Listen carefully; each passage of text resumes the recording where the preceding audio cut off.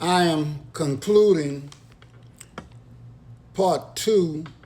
The black man is a Rembrandt and doesn't even know it. And to begin black perception, hoping to be able to get the whole video in. But I made a tremendous mistake. When I said the black man, I meant the black woman also.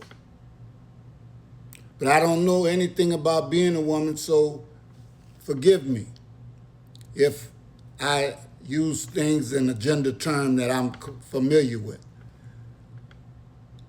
The black woman has always been there. This is the queen and the mother of earth, and I love you. Continuing, part two, black man is a Rembrandt, doesn't even know it.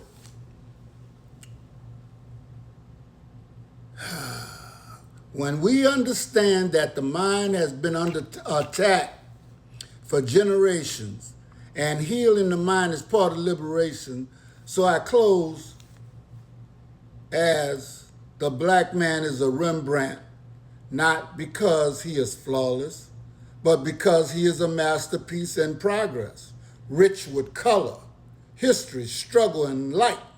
The black woman is a Rembrandt too, brilliant, enduring, and too often laboring under the weight of the world that has tried to make her invisible while relying on her strength. And I said this 2 times because it's very important for us to realize without the black woman, there is no man.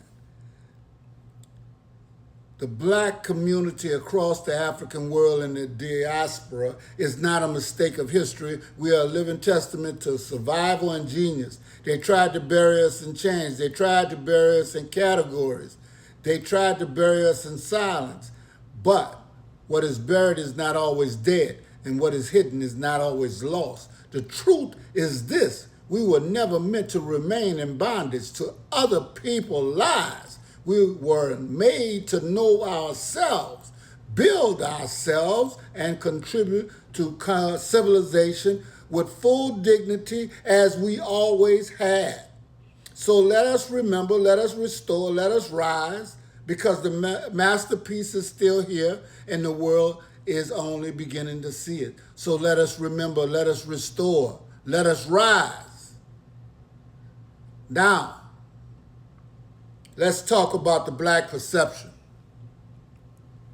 Knowing who we are, brothers and sisters, when we speak about black perception, we are speaking about black people and how they see themselves, how others see black people, and how those views shape our lives. So this is something for everybody. You see, I'm not excluding no race, but no other race puts another race in front of their own. And since we are the foundation of this earth, that as far as I know, let's begin. Perception is the picture in the mind. If that picture is false, weak, hateful, then people can be made to doubt themselves. If that picture is true, proud, and powerful, then people can rise. In the speech above, the idea the black man is a Rembrandt and doesn't even know it means that black people are masterpieces. But many of us have been taught to forget our value. A Rembrandt is a work of great beauty, skill, and worth, supposedly. So this phrase says that black people carry genius, beauty, greatness within themselves, even when the world does not see it. And that's a fact. And even when we ourselves have been taught not to see it, there is the heart of black perception that is more than opinion, and it means how black people value themselves, how black communities are viewed, and how history has shaped black identity, how power can distort the truth about a people. If black people are always shown as weak, poor, dangerous, or unworthy, then those lies can become part of how the world treats us. And after a while, they can even affect how we treat ourselves. That is why perception matters. Because before a person is controlled in the body, they have to be controlled in the mind. Black perception in history. For centuries, black people were not only enslaved physically, they were attacked mentally, spiritually. The slave system told black people they were less than human. Colonialization told African people that their cultures were backward. Segregation and racism told black children that they were not good enough. These systems did not only want labor, they wanted obedience, silence, and they wanted self-doubt.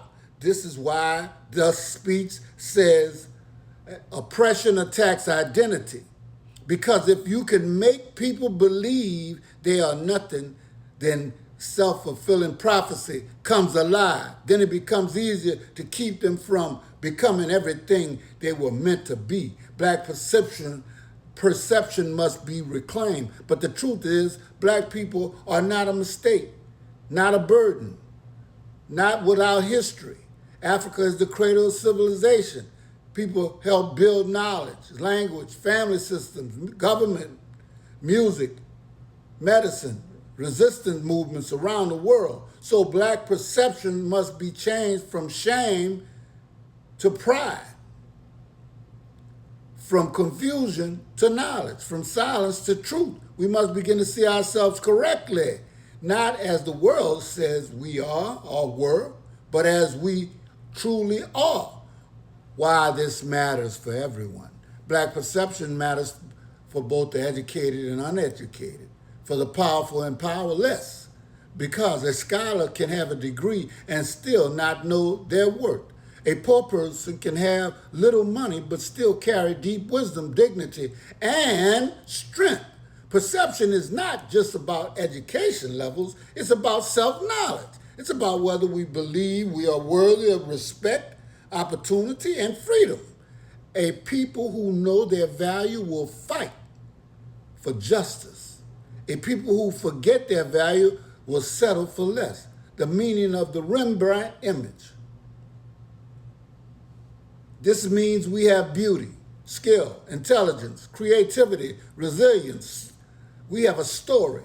We have a purpose. But many times, because of slavery, racism, and miseducation of the Negro, that masterpiece has been covered by pain and lies. So the job of black perception is to uncover the truth, to reveal the art, to remind people of their worth.